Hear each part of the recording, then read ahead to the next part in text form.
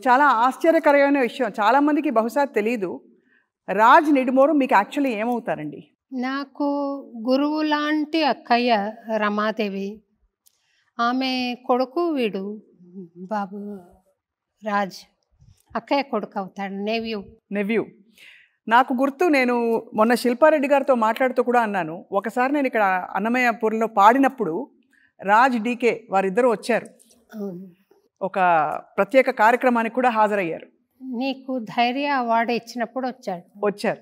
అవును. ఆ రోజు సింధు కూడా వచ్చింది. అవును. రాజ్ సమాంతల వివాహానికి మీరు వెళ్ళారు. దగ్గర బంధువులు మాత్రమే హాజరైన వివాహం. మీ మాటల్లో చెప్పండి, ఎలా జరిగింది? భూతశుద్ధి వివాహ పద్ధతి అంటే చాలామందికి తెలియదు. ఈశాయోగ సెంటర్లో జరిగిన ఈ వివాహం మీకేమనిపించిందమ్మా? అది చాలా పాంపస్గా జరిగిన విషయం కాదమ్మా.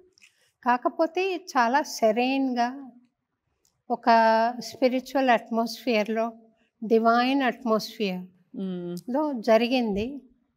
నేను చాలా సంతోషపడ్డాను. చాలా చక్కగా అర్థవంతంగా జరిగింది. ఏమి మంచి అట్మాస్ఫియర్లో, ఆశ్రమంలో, ఒక స్వామి గైడెన్స్లో జరిగింది.